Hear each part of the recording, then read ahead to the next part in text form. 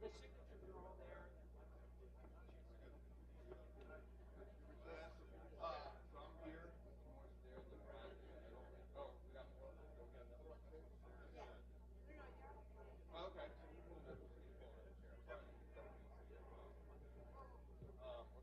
get another chair. Yeah, you might be different. It's all about RGB. Why don't we do this? Why don't we pull this chair up? There we go. Easy breezy. Yeah, no, sorry. There we go.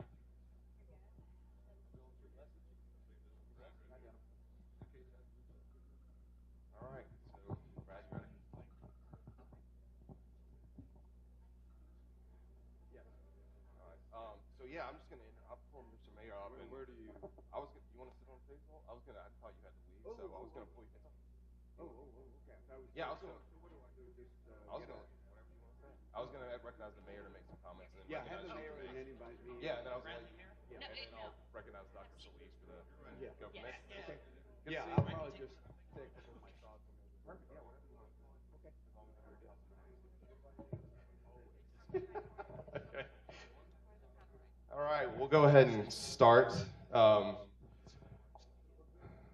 So I appreciate everyone coming this morning. Obviously, CBP has been down for our Coac meeting for the last couple of days, and we thought it'd be a good idea to take advantage of leadership being here to have a town hall this morning to talk about some of the challenges that we're facing in this environment, obviously with the migrant crisis really impacting RGB, Laredo, and other things like that.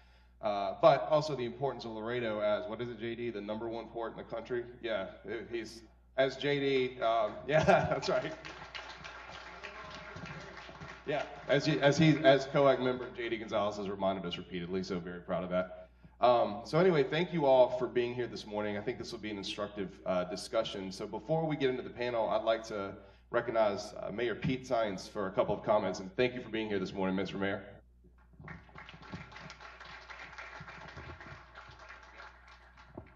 Thank you so much and welcome, ladies and gentlemen. Thank you, the assistant, the commissioner, for being with us, and of course all the other folks as well. Yeah, we know, and I don't necessarily know your specific names, but very much welcome. Bienvenidos a Laredo, Texas. Again, ladies and gentlemen, thank you. This is a momentous occasion for us here too. As you know, as of last week, I believe that we were the #1 port throughout the U.S., and we gotta announce that because. Who knows for how long? But it's not because we're not trying. We've been trying so hard for years and years. These folks here are the successors of Mr. Michaelinen, who now has taken a DHS position. We know him well. We expect to know you very well as well because he was here and he was so involved in the border issues. These are the folks that make Laredo happen, the Border Patrol and, of course, Customs, CBP, the officers. We politicians like to take credit for it, but basically much of that credit belongs to all of you all. The fact that you're there, that you do your jobs very well, and we need you here as well. We need more people in the border. Laredo, as you all know, is very friendly to our federal agencies, in particular these two branches here, and we expect more cooperation, more collaboration from these folks, and of course us as well. Private industry, thank you. Our college president, Dr. Solis, thank you, and we see other trustees as well. Thank you so much, and of course our congressman. I usually say that the footprints, basically here too, everywhere. Or the footprints of our congressman, because he's been our champion, our leader for so many years, and we expect him to be back and do what he does, and that's succeed and lead our region, community, and of course our country. We expect good things from this conversation. So again, thank you, bienvenidos, y que viva Laredo. Thank you, Jeremy. Well, thank you, Mr. Mayor. I've been joking with JD the whole time that after your term is up, he was, I call him the mayor, so. But thank you for those comments, and thank you for welcoming us to Laredo. I think we've had everyone, at least, that's come down from D.C. and our corporate partners on Coac have been blown away by the hospitality and the food, quite frankly. So now I'll turn it over to a very good friend of U.S. Customs and Border Protection, Representative Henry Cuellar. Thank you for joining us this morning. We appreciate you being here. Thank you. Thank you so much, and I would certainly want to welcome all of y'all.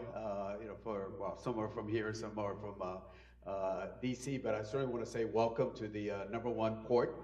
When Laredo surpassed LA, I said that to my congressional friends from LA. The article didn't hear anything from them, but I think they got the picture. I do want to say thank you, appreciate it. I enjoyed working with the former commissioner, Kevin McEnany. He does a great job. I will say this, and it's sometimes rare for me to say about the secretaries. This Homeland Secretary is going to be good. Kevin McEnany does a heck of a job. He understands the border. He listens to people, and I hope that he becomes the permanent secretary because he really, really gets it. The new CBP commissioner, I know we've been missing each other. He'll call me, and appropriation takes a little longer, but I think we're supposed to try this week again, and we're going to try again. One of the things that I also wanted to do I was talking to Bobby Babcock, who's the regional director for GSA, and this is Brad, what we were talking about yesterday. We had a little interesting time yesterday where we were talking about getting GSA and CBP to work together. But we're going to sit down and talk to him about the Center of Excellence, where we can make a lot of the decisions. We're hoping CBP, GSA, the local agencies can do decisions here. Yesterday, we were working on all these different projects, the fast lanes. And sorry to give you some details, but I want you to understand what's going on. So we're at the World Trade Bridge. We're doing a lot of work. And we've been meeting mayor, and I want to thank the mayor because the mayor has just been fantastic on our leadership on this. And of course, your folks here locally, Brad and the famous David Higgerson. Where is David Higgerson anyway? Did y'all put him away? Is he playing golf already? No. Do not answer that question. I'm just kidding. So we're talking about the donation plan. So there's a master donation plan already, and then GSA will say, well, you need to get signatures, and not the local signatures, but you got to go back to DC over a temporary fast lane, the asphalt, so we can start moving this. It was just incredible. So one of the things I'll be talking to senators, and we've been talking about, the idea from y'all is to have a center of excellence where GSA and CBP and other interested parties can do decisions locally. Because if we have to go to DC every time, keep in mind that the cities don't work on 5, 10-year plans on budgets. It's a 1-year plan. And sometimes they have the money, and if we don't use the money, it's going to be gone. So we got to find a way that we expedite this so we can get the entry levels. What we've been talking about yesterday, you're going to see the transformation of what comes out of the World Trade Bridge, the fast lane. I think eventually, once it's permanent, it'll be about 30% of the empties and the Sentry and the CPAC and all that will be going through that. So that will be just like TSA pre-clear. The exit, everybody talks about that lower turn. We're going to soften that famous turn out of there. The lanes will be expanded from 1 to 3 outside. The millions of dollars that the Texas and federal dollars, state dollars are using for Loop 20 and all that, overpasses are going to come in because we want to build the capacity for the World Trade Bridge, so we appreciate that. But we also want to make sure that you all follow up on the plan that you all had about putting a tower and doing the Wi-Fi and all that, because we want to make sure that the World Trade Bridge remains as the #1 port that we have. So we're going to do our part, but we need your help also. We also want you all to follow up on the one-stop center campus. Well, we want to put CBP, Border Patrol, ICE, Air Marine at the base. I know we got a little distracted because of the shutdown last year, but we're hoping that we can follow up on that idea. It'll be the first time that we have all those units together at a one-stop center. The city's a partner. They want to work with y'all. We want to work with you, so we want you to follow up on those issues. Finally, let me just say about a couple things. In Congress, as you know, next week we should have the subcommittee on Homeland Appropriations, and we hope that we can continue doing what we've been doing. I am one of those Democrats that I support CBP, Border Patrol, and ICE. Anybody who thinks that we need to abolish ICE is just off. Completely on that. Those are the men and women, and I always say that about Border Patrol or anybody. Men and women have to follow the policies, and if there's a problem with some policies up there, that's a different thing. But we do not blame the men and women that have to do their jobs, because these guys do their job well, and we need to make sure that we support them. And as you said, Mayor, we got a lot of folks here, and we want to make sure that you understand that we support you. Now, sometimes we might disagree on one issue, called the wall. The only thing I ask on the wall, we don't want to be obsessed. We do understand, like, for example, the Border Union, the Border Patrol Union, I always say, what's their position post 2012 or pre-2012? Because before 2012, they were against the wall. They said it was a waste of taxpayers' money and all that. Now they changed the position. I understand that. And, you know, I don't want to get into the debate, but the only thing we ask is for y'all to consider this, is you got to have local input. The local input is very important.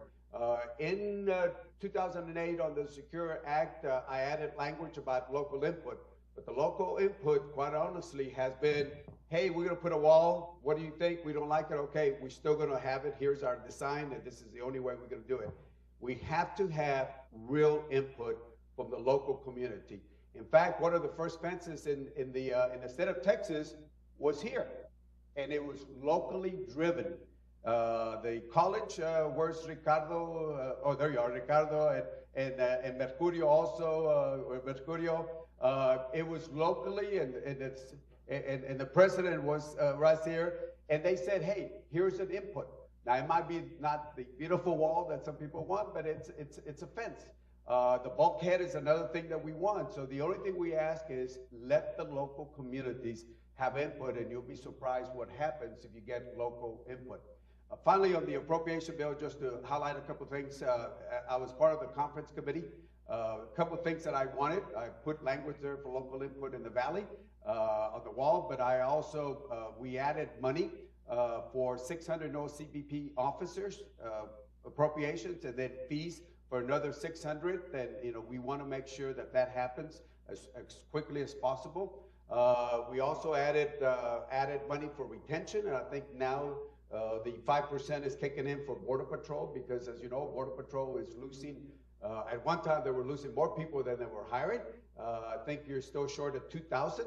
I disagree that we hire a vendor where we pay them $290 million. Glad that that contract is out. When you pay $14.8 million to start off at 2 Border Patrol, there's something wrong with that. I'd rather give that money to y'all and do retention, pay raises for Border Patrol. Same thing with CBP. We got to make sure that we support them. But the other thing that is important for our area is when 300 of the Laredo sector CBP officers were taken down to the valley, we took the blunt of it. And I told the commissioner, I think on a Friday I was talking to him, on a Sunday he became secretary. And I said, Commissioner, Secretary, we can't take the brunt. We're the largest area when it comes to trade. I said, you got to share the pain with other areas. Look at the retirees, look at pay, overtime. Ask us. Don't transfer money for walls. Transfer money for pay raises or overtime. And I'm glad that we're getting some of our folks in. But one of the things that I want, and I need your help in talking to some of my folks in Congress, is I want to set up what David Higgers and other folks had said, Rudy Carish down there in the valley, is to do the entry-level positions. I know you all have technical names for it, but I'll call it entry levels. Those folks will do everything they do except carry a gun. But those folks are not going to be babysitting, are not going to be changing diapers, are not going to be taking people to hospitals. Border Patrol cannot spend 40% of their time away instead of being at the border. And CBP should be inspecting cargo, tourism, because it's important. So we want to have those entry-level positions to make sure that not only they do that work and your men and women can do the work that they got hired, the professionals that they are, but it becomes a pool that you can say, hey, here's somebody, an entry-level position that we can hire as Border Patrol or CBP officer. So those are the things that we're looking. Technology, we got to move faster in technology. I know that CBP says, oh, we're moving fast, but when I talk to the stakeholders, they're saying something different. So there's a disconnect, Brenda, on this, and I know I've talked to the Commissioner Secretary about it, but if we put money for technology, especially at the ports, we got to move a lot faster on it. I know the Commissioner or the Secretary has said yes, but when I talk to the stakeholders, they have a different story. So we got to somehow find a way to connect that on the technology. Keep working with Mexico. Laredo was the first area that had joint inspections. We worked on it. If you recall, we were at the Ruth Chris and, well, I shouldn't say, we were at a restaurant in Mexico, meeting with Alfredo Gutierrez Mina, who's now Supreme Court Justice. He was head of SET. And we talked about this. And Laredo, and I know it got delayed because carrying guns over there, but it finally got worked out. Laredo was the first area, not only at the airport now, but we have it at the train, at a rail crossing, at our two bridges, and we want to see that expanded, working with the Mexicans, and even do more than what we're doing on that. It's a good start, but I think we can do a lot more working with them. Finally, on this area, I know we have folks from the trains here. I think Union Pacific is here, and international cruise. Again, I want to make sure that we balance this with our Teamsters, but the way Kansas City's been doing it, it has worked. They have not lost any jobs. In fact, they've hired more people, and I think their average pay is at $70,000 to start off. Now, sometimes our labor folks are saying they're losing jobs. They're not losing jobs. Because if you have more trains crossing, if we go from 22 to 24, 25, and eventually a lot more, that means you need more engineers. You need more people there because you're going to have more trains, more money for gas and supplies that the trains are going to use. So it's good for us. But the most important thing, Mayor, what does it do? It stops the trains from blocking miles of blocks and blocks. And eventually, hopefully, we'll get to 100%. And that will be a big plus. So we need to make sure that we support the international cruise. Eventually, I want Americans to go over there, not only Mexicans coming this way, but the international cruise is something that sometimes there's a lot of misinformation that we see, but we want to make sure that we're innovative, that we're creative, that we think about what we need to do to make sure that we do local decisions like what Brad does here. I know we had our folks over at TAMU also, where we put the Center of Excellence. You all had no space, so TAMU said, hey, here's space. If you talk to Ricardo, I'm sure he'll find ways that we can do this. And one of the things that we want to do also is to, on those new entry-level positions, the way the South Texas College is doing, we want Laredo Community College to start training that. So we're going to work with Flectec to make sure that we have a curriculum like we're doing down there and get some of the training here because, Dr. Solis is one of the most innovative people that we've had here at the college, and they want to be. So it's cybersecurity, drones, if you're testing the small drones in this area, include them because I think they're certified by Homeland, right? Or whatever the right term is, certified. I'll use the word certified or approved by Homeland, so they can help on the drones and the cybersecurity. One of the few colleges in the state of Texas. So use our higher institutions like we did at TAMU and we can do here, and we just want to be partners here. So again, it's not us versus you. It's all of us together, and if we work as a team with the private sector, we can certainly make sure that instead of having $1.7 billion a day, we can increase it. I know the tariff issue. I called the White House. I was talking to the White House last night. I said, what are y'all doing, guys? And I hope that, I believe the Mexican foreign minister is flying in and spending a couple of days to try to smooth things in. We cannot afford a trade war. We have to focus on improving NAFTA 2.0. That's the focus, and we cannot be distracted. How we work with the Mexicans, we can go into something else. I have a lot of ideas, but I appreciate what Border Patrol does in securing our areas. I appreciate what CBP does here, and I appreciate all of y'all for being partners with our team here. It's a team, and thank you so much. At this time, I spent, I think, 4 hours yesterday with Border Patrol and the union last night, and members of Congress are here, so I'm going to step out. But again, hopefully next week when we kick out the subcommittee, we'll have some good news on Homeland Appropriation. So thank you so much, and God bless. Thank you. Thank you. Thank you very much.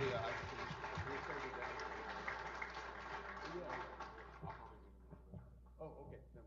Representative Cuellar, thank you so much for those comments. As I mentioned, we had our Coac meeting down here, and the hospitality has been beyond reproach. We got to see a lot of the operations at World Trade Bridge and take some of our industry partners who are not from here to kind of tell the story of Laredo. Particularly, we got a tour of the border with our Border Patrol, and then through our OFO, we got to see World Trade Bridge and some of the operations there. Thank you, Armando Tabuada, for organizing all of that. I really want to appreciate all the support from your end. So with that, I was going to thank Dr. Solis, obviously, for hosting us here and for the Coac yesterday. So I'll recognize him when he comes back in. So with that, I think we'll go ahead and kick off the conversation. We've got a lot to talk about. As I said, this is focused kind of on what we're dealing with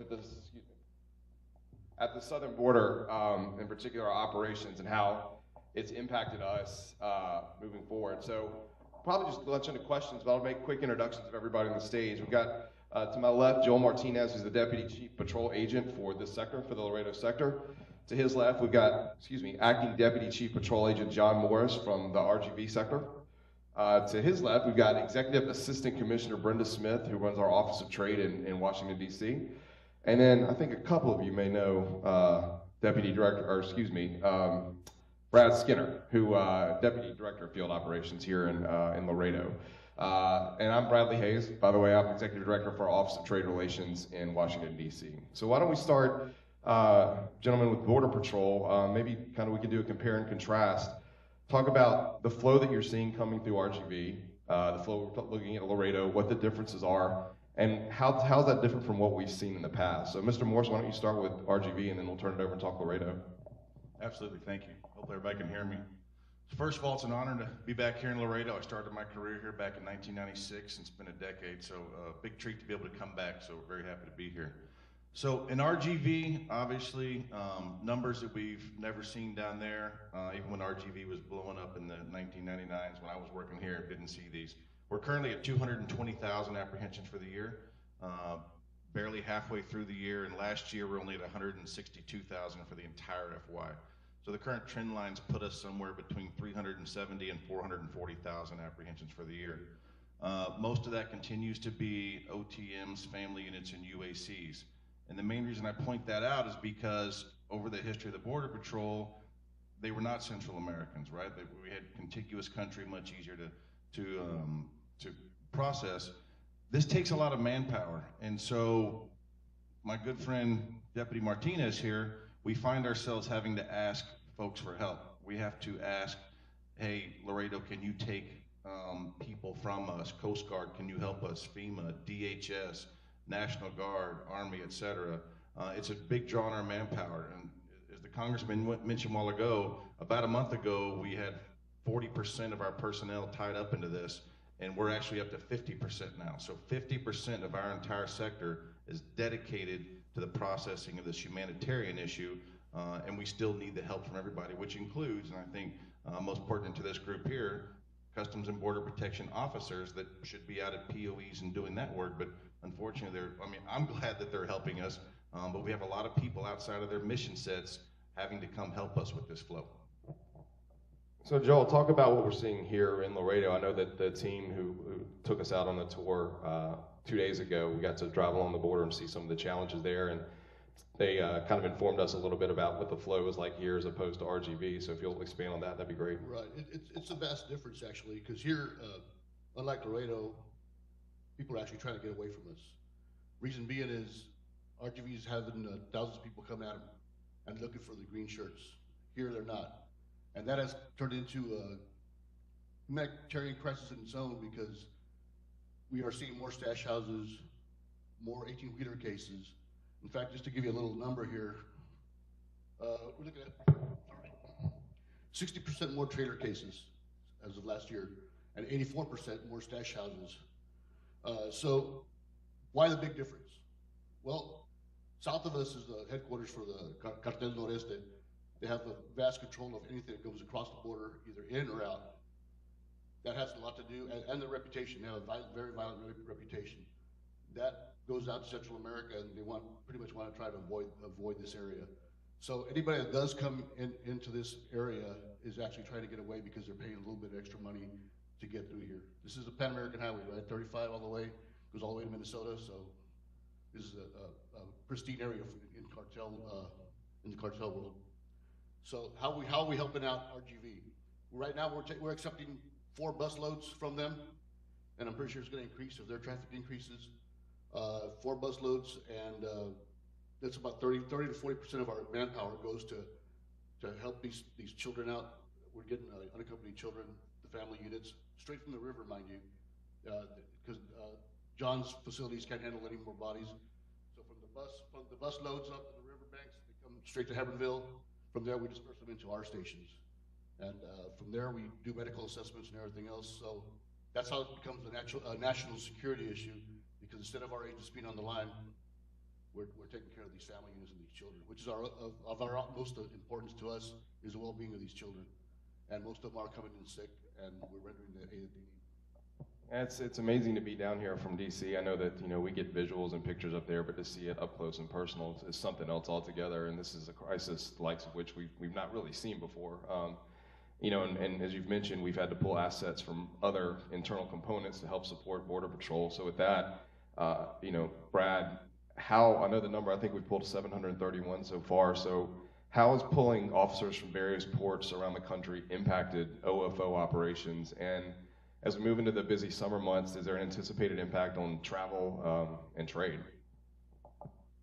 Yeah, certainly. Glad to take the question. And thank you, Mr. Hayes, for organizing the event. Colleagues, good to see everybody in the audience here this morning.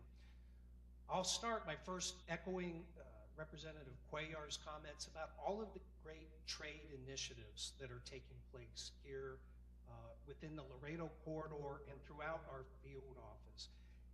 Without the collaboration, the cooperation with our trade partners, we could not do what we have accomplished already. And I just think it really speaks to the machine that we have in place here in Laredo that makes things work. So I want to say, first of all, my thanks to the trade community for all the support that you give us. I also want to give a big shout out to our port director, Albert Flores, who is here with us, all of the men and women in blue, our trade team.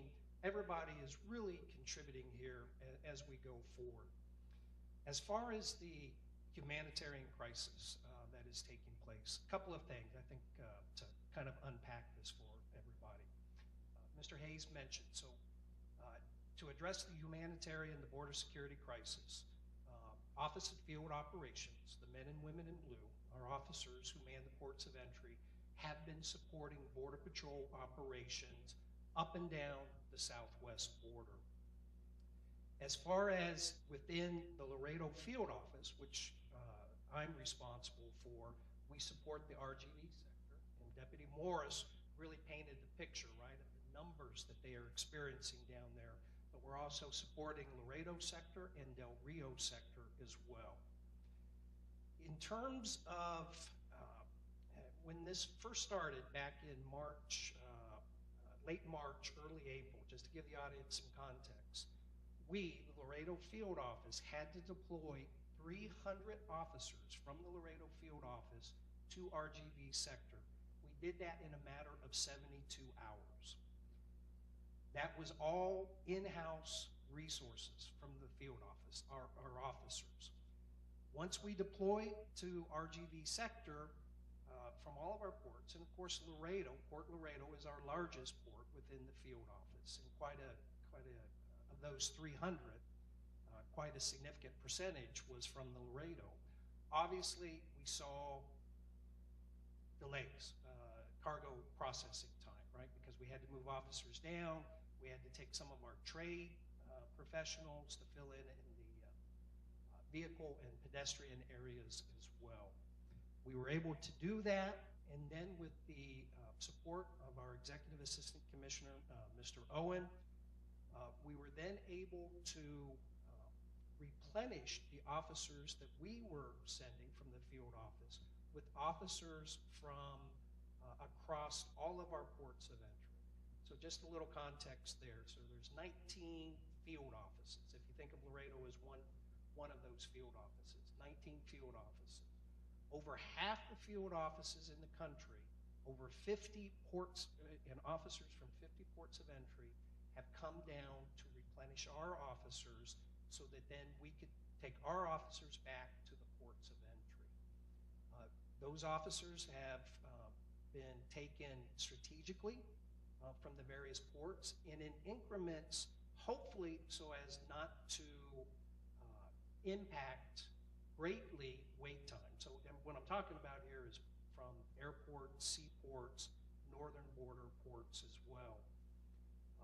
We expect as we go into the summer months, especially at the airport operation, there will probably be a bump up in wait times just because of those resources. But I know the agency and our division particularly is working really hard to mitigate that, to ensure that there is no dramatic increase to delays at the airport, seaports, or on the northern border. I think as we move into the summer months, peak travel and tourism time, you'll probably see some of that. Here within the Laredo field office, I would say likewise. You know, summer months tend to be quite heavy for us, both with respect to trade and travel.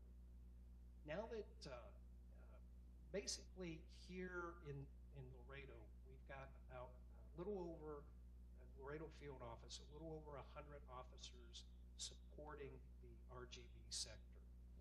When you look at that in the total scope of our workforce, it is a manageable percentage for us. In that it would work as well here for in the Laredo port or the Laredo port of entry.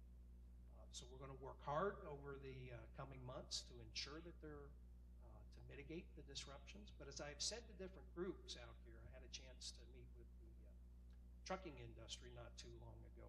I think what you are seeing presently here at World Trade, Columbia, for instance, that's pretty much what you can expect as we go forward, barring any additional ramp up of operation or deployments to support our colleagues at Border Patrol. A couple of things that I would just want to get out on the table for everybody.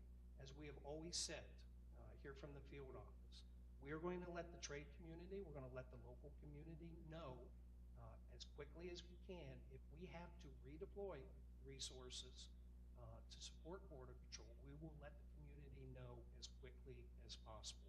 Because I know you all need predictability, you all need to be able to plan for your cargo movements that are coming forward.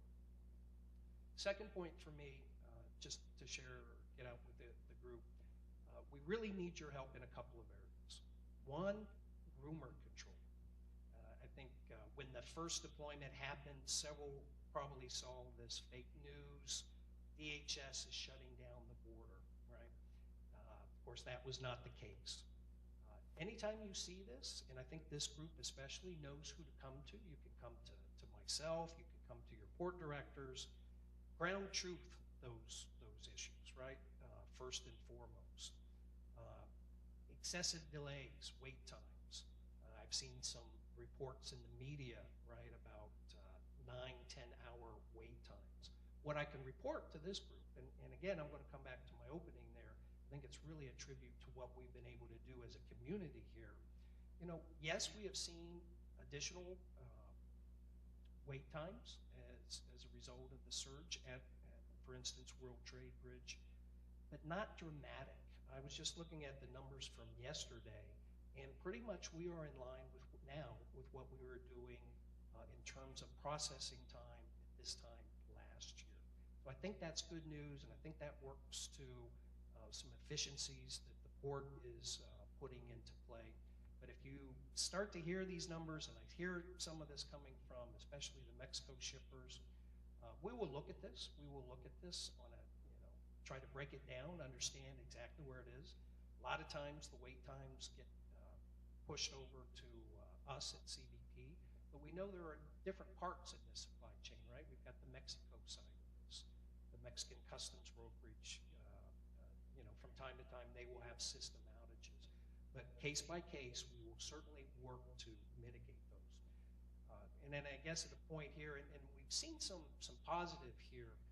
We are always going to stress to the trade community, take advantage of the existing hours of operation, and especially those early morning hours. That's where we tend to see underutilized capacity, right? So I'm talking that 7 to 11 time frame. I think we've actually seen some uptake there. I've also heard reports where Columbia Bridge, we're starting to see some uptake in using Columbia and some of that underused capacity that's over there. So put a lot out there on the table for you, Mr. Hayes, but I can tell you, for this group, it's everybody does pull together. I know everybody is very interested as when this is going to come to an end, but as the deputy and Mr. Martinez spoke to, I personally, as we go into the summer months here, I do not see that this is going to diminish greatly, and we, OFO, are going to necessarily be supporting Border Patrol. So again, it really comes down to what you see now is pretty much what you're going to be working forward going forward.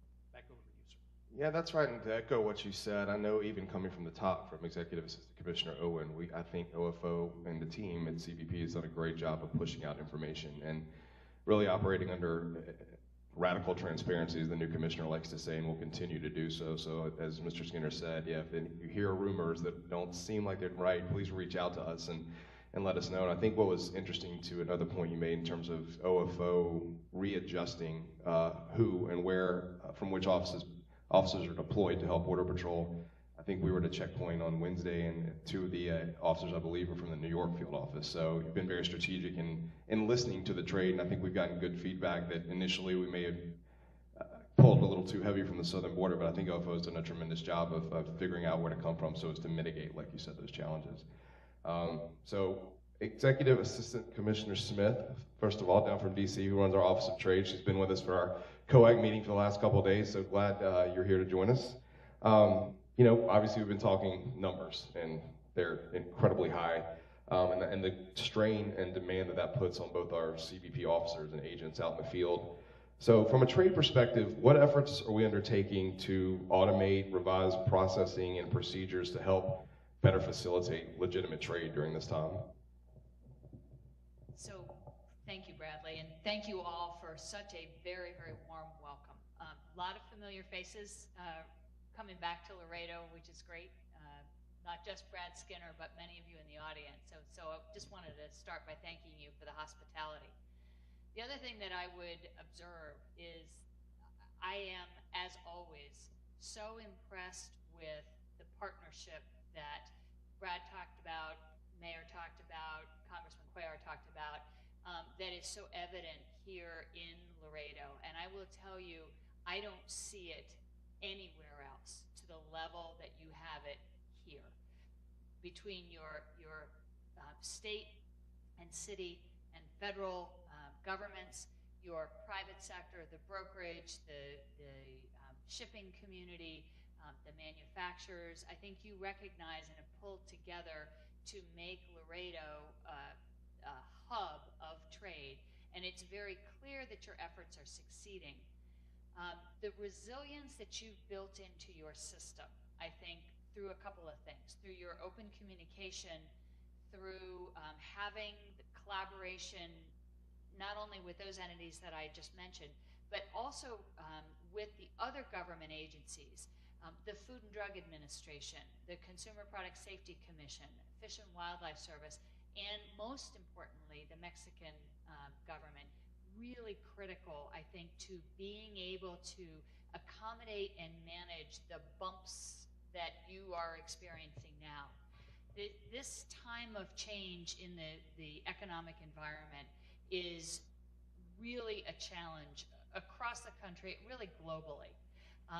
There's some very strong messages being sent by this administration to China, to some of our partners through the steel industry, about the way that fair and free trade should work. And we've deviated off that path of fair and free trade in the larger trade economy over many years. And I think one of the things this administration is looking for is to try to get things back in line so that the U.S. economy, U.S. businesses, U.S. consumers are able to benefit from a very active and prosperous trade. As I look at some of the things here in Laredo that you've done, where you've streamlined processes, where you looked at your infrastructure, I remember very clearly, I was here probably 2 or 3 years ago, and and had the opportunity to stand right by World Trade Bridge. And I'm not sure if Mr. Flores remembers this conversation, but we were being hosted by the mayor and by some of the other local officials. And they turned to Mr. Flores, who I believe was APD for at the port, for trade, at the port at that point. And they said, if you could change one thing, what would you do? And he said, I'd run a lane right up, and I take off the empties and I take the fast lane. And the whole group, and it was fascinating to watch, said, that's a great idea. We're going to do it. And so it was great when I was here on Wednesday to stand in almost exactly that same place and see that it's about to happen. That is the kind of partnership that I think we need to duplicate around the country. Your efforts to look at your infrastructure, look at your processes. We've done a lot of work over the last 5 years to take paper out of the process. I know there's still some, but paper slows things down.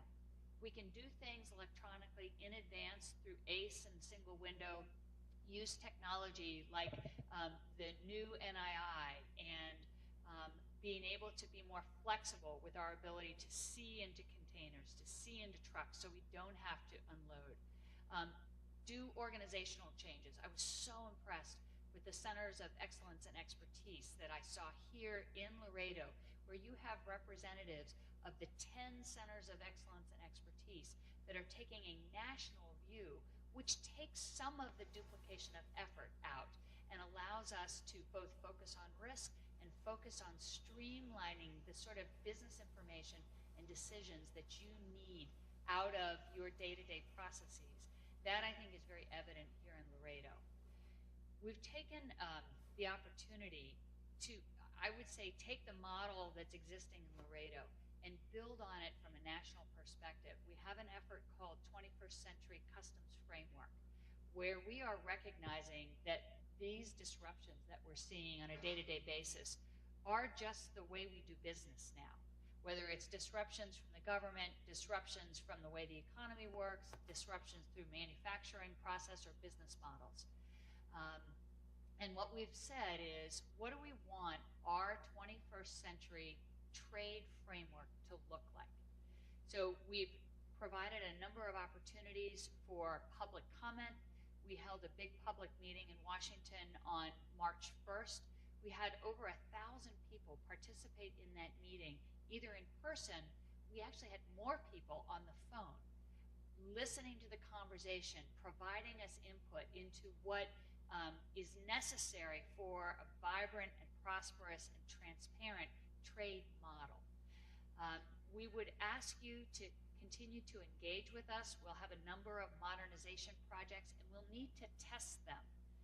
J.D. Gonzalez is your voice into at least a large part of that process through his membership and representation on the Coac. I would encourage you to inundate J.D. with information about what needs to change. How can Laredo, and by extension the rest of the country, become resilient enough to prosper while absorbing changes? And I'll end there. Yeah, like there. That one. All right, that one working. So I'll echo what A.C. Smith said in terms of what we've seen the partnership like here. It's been impressive what the public-private partnership between our officers and agents and CBP and industry down here and state and local leaders has been. It's I think really a model that can be should be replicated across the country, and also echo what A.C. Smith said about J.D. being a very good representation of the southern border, not just Laredo. And it's important that we have that voice on the Coac, and it's unfortunate that he doesn't really have a personality and he's such a timid figure because we don't ever hear from him, but that's all right. So let's turn back, to John and Joel. We've talked about the numbers and how staff is being dedicated to functions that aren't necessarily inherent to Border Patrol agents, the feed and caring of children, taking care of migrants, as you pointed out, which is of paramount importance to us. And so doing that, I think, obviously pulls people away from the broader mission of Border Patrol. So I'd just like to get your comments on, as we're seeing this crisis at the border and resources are being dedicated to other functions really outside of the Border Patrol agent scope of operations, what's the actual risk of not being able to fulfill our mission, particularly from a Border Patrol perspective? I'll turn it over to Joel first. Well, Laredo, as I point out those numbers of the increase in stash houses and 18-wheelers, that for us is paramount. We've been lucky to get a couple of 18-wheelers lately, but unfortunately, the inevitable is going to happen. God forbid we miss one. That's what keeps me up at night, and also with the amount of people that we have in custody, our facilities are, if you've seen them, they're antiquated. Most of them were made in the 60s and 70s, and the infrastructure itself can't handle that. So my concern is the people inside those buildings as well, not just our agents, but the people in our custody. So by pulling all these agents to do hospital watch, to transfer people in and out of the hospitals for one, which is daily, it's about at least 20 or 30 people a day going to the local hospitals here. That takes big time human effort, because we pull people from the field that are not processing already to go and take care of that. So that's how it affects us and the local community as well. So, John? So everything Deputy Martinez just said, and then some. So in RGV, it's not just all Central Americans. We've apprehended people from 57 different countries already, and that includes places like Yemen, Saudi Arabia, Russia, China, Bangladesh, from all over the world. So there's this flow of people outside of this humanitarian piece that you're seeing on the news. So in addition to the 222,000 we've already apprehended this year alone, there's about 32,000 that we know of that got away from us, which either is a detection through a camera, some type of sensor, what have you. So in addition to everything else he said, the things that keep me up at night are, there's this entire population that we don't even know that came through. We didn't catch them, we didn't detect them, and no, we didn't catch them. Who else are they? Every day across the Border Patrol, and including RGV, and I surmise, L'Oreal, but I'll speak just for RGV, there's aggravated felons, people with active warrants, and we're talking bad crimes. And I won't go into details, but every day, and those are the ones we catch. Then who else was in that 30,000 that we know got away? And then who else was in that group of people that we weren't even able to detect going forward that way? And so when you tag onto that, let's talk about the kids for a minute. So right now, we know for a fact, through a joint effort with CBP and ICE, about 30% of this family population coming through is fraudulent. Either they're not family members, or they're lying about the age of the juvenile. And so we're able to determine that's a fraudulent family unit. We don't have the capacity to interview thoroughly everybody that comes through. We're only interviewing about 10% of the folks that come through. What happens is through partnerships, right? So great partnerships, not just at the local level. Experienced them here in Laredo, we have the same thing in RGV between trade and law enforcement communities, but international partnerships, and I'm talking beyond Mexico, and let's talk Central America for a minute. We have partnerships. We find people regularly that family units we release into our country, right? The most generous country in the world. We have no idea who these people are. What happens to these children? And we've had, through our partnerships, find out that we release somebody with an active warrant in Guatemala that's wanted in El Salvador. And you go back and review the records, and we just released this person into the country with a 2-year-old, a 5-year-old, a 7-year-old, a 10-year-old, and we have no way to track where these people are. So in addition to everything that Deputy Martinez said, there's a lot of things that keep me, the entire Border Patrol, CBP, and I would hope as a nation that we're really worried about, because we're having to deal with this humanitarian piece. Yeah, thank you for that. I think that's eye-opening. Sorry. In terms of the challenges that we're facing just because of this migrant crisis. I know we're running up about 10 minutes left, and I want to leave some time for questions, but let me turn to Brad for just one quick question about how staffing and hiring looks here in Laredo in terms for OFO.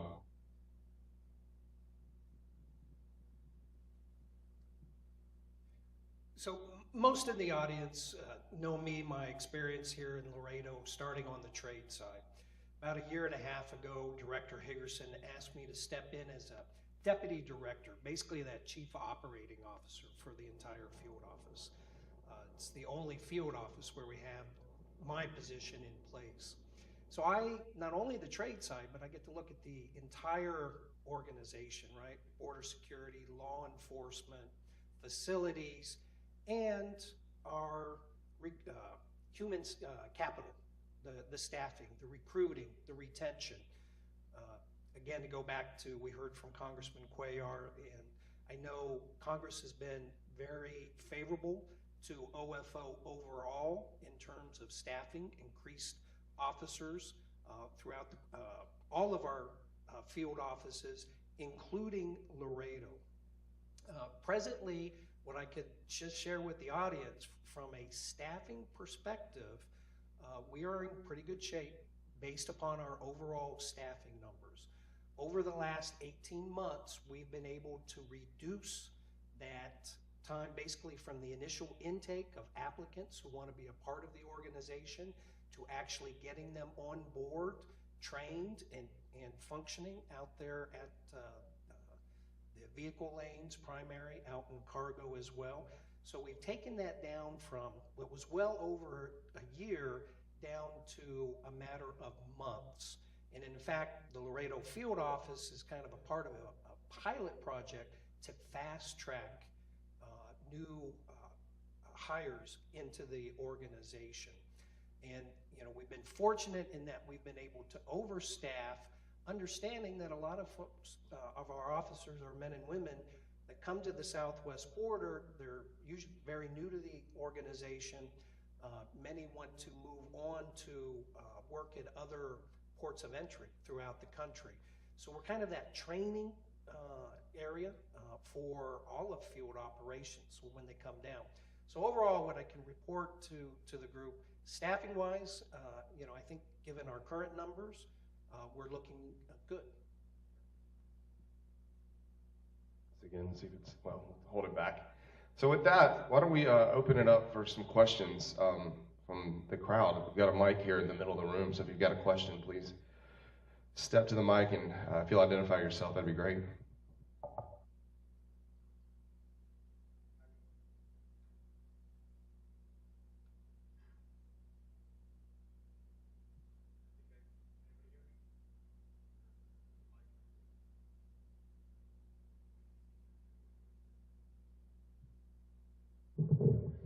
Hi, good morning. My name is Ernesto Gaitán. I'm from the Laredo Motor Carriers Association.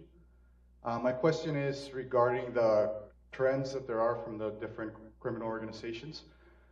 Can you guys tell us if there is any kind of trends that we should be aware of in the trade community? And also, I guess the question would be, can those be communicated to the trade community often?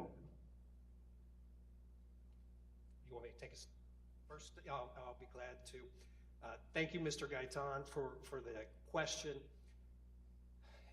A couple of points to get out to the group, and I've spoken to your group several times.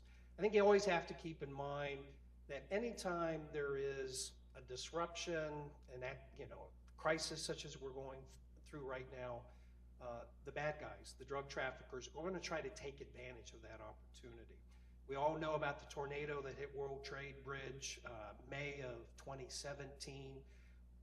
After that, during the midst of all of that chaos that was taking place, we saw the attempts of trying to push a lot of narcotics loads through, a lot of attempts to push migrants through the checkpoints. So what I've always said to the groups that are out there, when you see these types of situations happening, you really need to go to Code Red, right? From your perspective, you got to get your security folks on board, warning your drivers to be extra careful that there might be the additional opportunities there for the bad guys to put the narcotics in there. And I think it's interesting, we've got Director Manny Garza from the CTPAT program that's going to be speaking to a group later on this morning, and I'm sure he'll have a lot to share. What I can say from the cargo side of it be extra vigilant in terms of deep concealment of narcotics in the loads. And then we're seeing a lot in the cabs of the trucks as well. Speaker boxes, fire extinguishers, choke blocks. Seeing a lot of methamphetamine that is coming in as well. So we need you, Ernesto, and especially the trucking and on the Mexico side, right, and your influence there to really bear down on that. Right? So that would give you a couple of things to start with. And then, of course, state of Tamaulipas. These gentlemen know this better than I do. This is prime drug trafficking organization territory, right? So that's just always something that we as a group are going to have to be dealing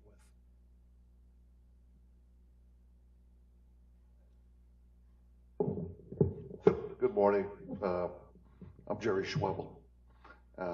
And I want to thank everyone for being here, especially you, Brenda, for coming down. You were here from day one, and you've never resisted coming down here. You always want to come down here and hear us out, so I thank you for that. And I want to thank the whole team. I want to set the tone for this conversation because we're looking at finding solutions to our problems. For those of us that are down here in the trenches, what we're saying, that the crisis is not on the border, the crisis is in Washington, that they can't get the laws passed that we need for all of you to do their job better and for all of us to work better. So at the end of the day, we've got chaos. I'm a banker, Brad, and you and I have had this conversation before. I don't like to see long lines in my drive-through lanes, or I don't like to see long lines in my bank lobby. It's not good for business. Long lines are not good. Delays are not good for business, period. So I want to make sure that we don't send a message of saying that you're working within the resources you have available to you all. And you said it correctly, Brenda, the resiliency of those of us down here is commendable because at the end of the day, we control our own destiny. We make things happen. I have two questions. First of all, as someone who worked back in 1990s, 93 for Unified Port Management, one of the things we looked at back then between INS and Customs was understanding clearly the mission of each agency. And now that you have everything under CBP, and you have Border Patrol, and you have the mission of each one agency, I find it difficult to understand how is it that pulling inspectors away from a mission of facilitating commerce and trade, legitimate trade, really for a different mission, which is humanitarian, we understand the needs, that would be something that we would find acceptable, not from you all's point of view, but from the lawmaker's point of view. And I would challenge that is something that we don't want to get into the process of let's get used to it because it's going to continue to happen. I have an issue in regards to the question about why not more legacy folks? Maybe something as an option to look at for some of these missions that are short-term, hopefully in nature, to be used. Whether it's, from the process of adjudicating to other processes where you pull specialists to do one mission and you put them to do another mission. That would be one question. And the second question I would like, are you all looking at really beyond the port of entry, the checkpoint, 30-mile marker, 20-mile marker, 29, those lines, as a result of perhaps a process down on the port of entry, now creates another bottleneck at the checkpoint where we have 6 lanes, 3 of them for trailers and 3 of them for vehicles. Where do we fall into that play of having those lines of the flow of commerce through those checkpoints that start really with the delays down here in our ports of entry? Jerry, thank you very much. I think you've laid out the conversation that we have every day. It is what's the most urgent need and what are the potential solutions that we can apply to that urgent need. As you know from your long experience, the first suggestion is not always the best suggestion, and sometimes you need to iterate. You need to try something different on day 2 or day 3. And I think that's what we've seen, and you saw it here in Laredo. So on our very first set of suggestions actually came from the Border Patrol themselves, and they were doing everything they could for several months before, and they don't do this very often, they raised up their hand and they said, "Uncle." We sat down as an agency and said, how can we solve this? And the most immediate, obvious solution was, we'll take the folks that are next door and send in the cavalry. And then we saw the wait times go up. And so very quickly, and this was not the plan, very quickly, we pulled people from other ports to come to Laredo, to come to El Paso, to get those wait times down here in these really important trade cities. We are continuing to figure out what the options are. And I think one of the things that I've always loved about working for Customs and Border Protection is that we are a very creative agency. We rarely take no for an answer, and we have a lot of flexibility in trying to solve problems. We're still in the problem-solving mode on this one. I think your suggestion about using retirees, legacy people, is in our solution set, but I'm going to take it back that's a suggestion that you here in Laredo would support. But I want to talk a little bit about your first question about why would you pull somebody from one mission to do another mission. So unified port management, pulling together border agencies, was in the works for a very long time, and it didn't actually happen until 2003. One of the things that our agency has struggled with is how do we integrate and pull the best from the Border Patrol expertise and technology and operations and field operations, technology and expertise, and trade expertise and operations and automation. How do we pull the best so that it is less about different missions? We're all focused on our one mission of border security, national security, economic security. And how do we take our skills and expertise and apply those to the broader mission? And what we're figuring out now is it doesn't matter whether you're in a green uniform, a blue uniform, or no uniform, but we have things to help each other towards the goal of border security. And so we're trying to use those skills and abilities in the best way possible on behalf of the American people. And I'll say one thing. I think we're in agreement that, it's unacceptable for Congress not to act in this position. I think you've got a strong voice here with your representative. I think you've got two senators that are very strong voices. And, the acting secretary was on the Hill 2 weeks ago, I believe, testifying twice about, the relatively simple legislatively things that, we'd like to see that could help support our guys in the field in mitigating this crisis. But, I don't want us to get in a cycle of, we've got a presidential coming up, so nothing is going to get done. And so I'm kind of putting when I used to work for the chamber hat on, your local voices matter in a way that we can go to the Hill all day and talk about our issues, but, voices matter to politicians when they're back in their district. So all that support is great, but I think we've got to make sure that they act to support what we're doing, because it's untenable. And we don't want to be in this position perpetually either. So thank you for your comments. Good morning. My name is Eduardo Lozano. I'm a local broker here with the association also. I have a question. Talking about the 5% that we just saw the tweet last night, I'm already receiving calls from importers that before the 10th of June, they're going to start shipping double. If they ship 3 shipments a day, they're going to start shipping 6 shipments. Is CBP prepared to receive all the additional influx of shipments? Are we prepared? Thank you.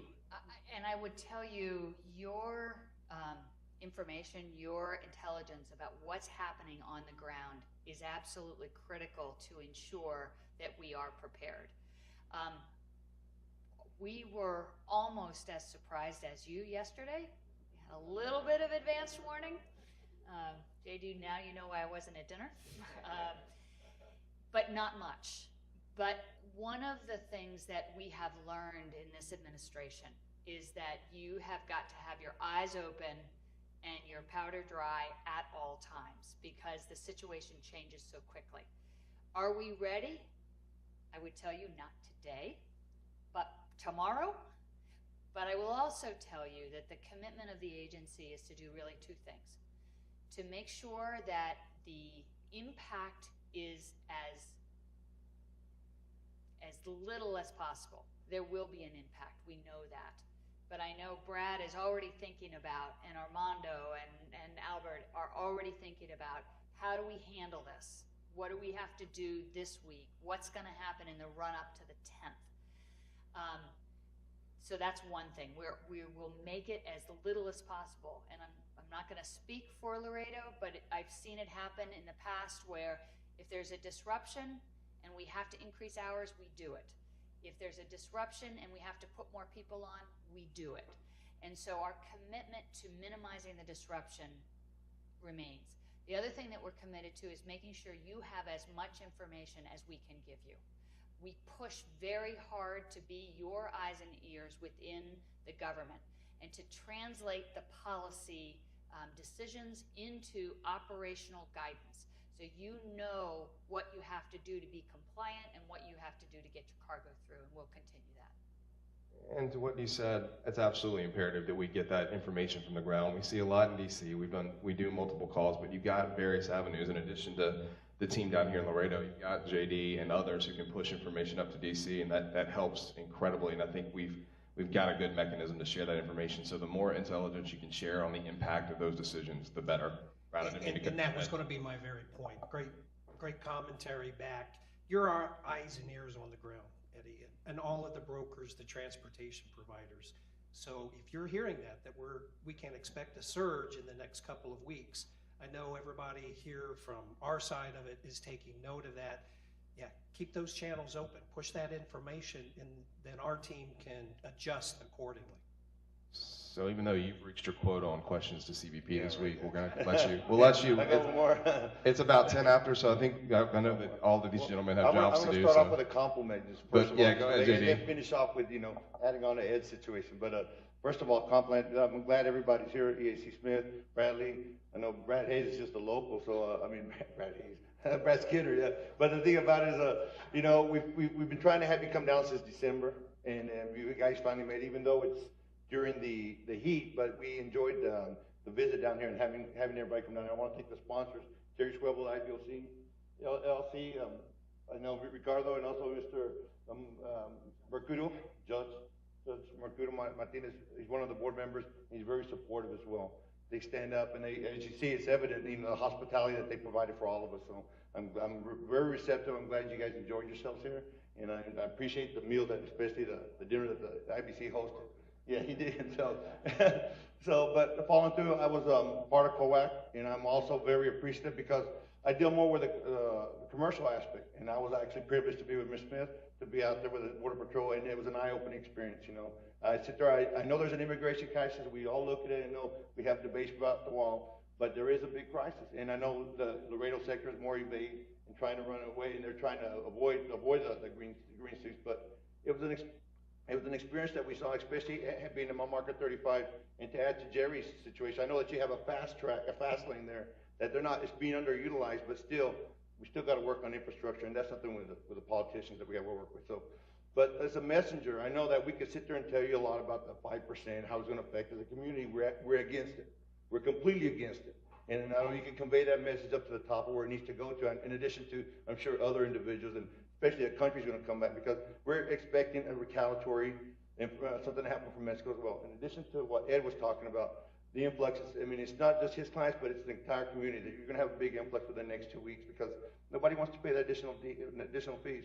So I hope you convey that message up there to the headquarters. And it's more of a statement, so you don't have to answer any questions, but I thank and appreciate that you guys have come down in addition to all the sponsors as well. So thank you. So let me throw a compliment back to JD for all your work in lobbying to come down to Laredo for the Coac. I think it was a good decision working with my team and Valerie and Florence and all that were down here from OTR to put this meeting together.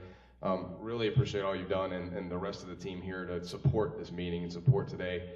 And Jerry, echo our appreciation for you and Dr. Solis for these facilities for the last 2 days, which are beautiful.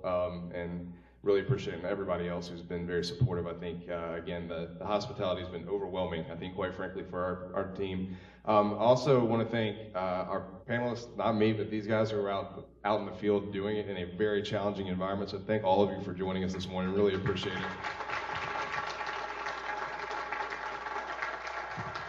I know that I consider it an honor to work for this agency and work alongside some of the most dedicated professionals in law enforcement and, quite frankly, in Washington, D.C. So I'm honored to be on the panel with all of you. So with that, we will wrap it up. Dr. Solis, would you like to make some comments? Yes. Again, I would like to give my appreciation to this distinguished group. What you have done here to Laredo, you have re-emphasized the importance of what we do. As you noticed, we have a great group here of people that work in trade, especially with the Custom Brokers Association, with Jerry Schwebel from IBOC, who's the founder of the Border Trade Alliance, one of the founders. And of course, with the mayor, we are very proactive in dealing with trade. And I wanted to, of course, recognize my two board members, Judge Mercurio Martinez and J.D. Delgado. I also want you to please stand up. We're going to make a pledge here to demonstrate how we work in unison in providing support and training. I know you have your big task of all the questions that were brought up about the challenges. Personnel is probably one of your biggest ones. Yesterday, ironically, I was asked by the people from Washington about the campus, about our buildings, that there's different kind of buildings, some old ones, some new ones, and some very, very old ones. Actually, there's a reason. Ironically, this is a campus that was established 150 years ago as a military base for different purposes. And here we are again, 150 years later, providing training and education for people to be able to improve themselves and quality of life. But we're also have transformed the campus into working with the different organizations. So we're here to pledge that we have so many buildings now that are being opening and available to offer them as offices for free to the Customs, U.S. Customs, to Border Patrol, so you can have a base here to provide for training and additional recruitment services for your organization here in our campus. We are opening up some new buildings here right across the other side, and that is why it's important that we are here to make this statement together with the community. We want to offer that service for additional training, education, and of course for the presence. In the past year and a half, we have the Laredo Custom Brokers Association. They have opened their offices here. That's been a phenomenal asset to the community. We're hoping to bring other organizations that are in the same, from transportation to other trade-related, to be based right here, right on the border. Like I mentioned, a campus that used to be here to defend the border as a fort, now we are one that is here to facilitate and increase, to make it better for the flow of trade and commerce. With that said, I just wanted to make that point here. I'm going to ask, of course, somebody who knows about trade and for the beginnings of this campus is our judge. Do we have a couple minutes, one more minute left, or about the purpose of our campus? But he's also a man that's been here as a county judge and has a different insight to what has taken place in the last 20 years. Laredo. Judge Mercurio. Thank you very much, Judge Solis. And again, we are impressed for a tremendous amount of documentation and information that have been provided by you, particularly more so the experience that you have brought in to this presentation, to this panel. I want to make some additional comments, if I may. One of the main reasons, in my opinion, that has made now the port of Laredo the #1 surpassing LA, to a large extent, has been the port of Lázaro Cárdenas, and I think you ought to realize this. Why? That particular port of Lázaro Cárdenas, by nature, is a very, very deep sea port. And for those of us, or those of you that are not aware of it, it is so deep that the 7th generation of container ships that bring in 14,500 containers in one ship, okay? It actually, you would have a aircraft carrier on the opposite side, and you do not even know that it's already there. That's how mammoth and how big. And that, to a large extent, has been responsible for the increase of in the international trade activity coming through the Port of Laredo. And another observation, of course, is we're very fortunate that the Laredo has over 41 million square feet of warehousing alone under roof, which is a big plus. And this is what makes, to us, of course, international trade does play a major role. It's already been acknowledged by our good friend, Mr. Jerry Schwebel.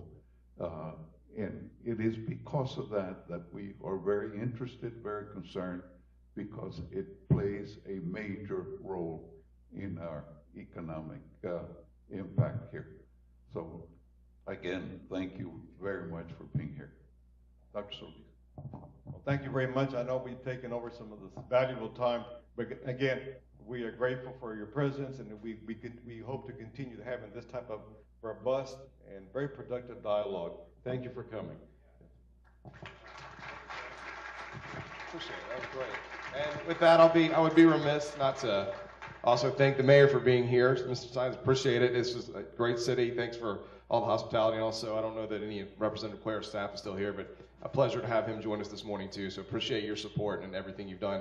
Thank you all. Hope you have a great weekend.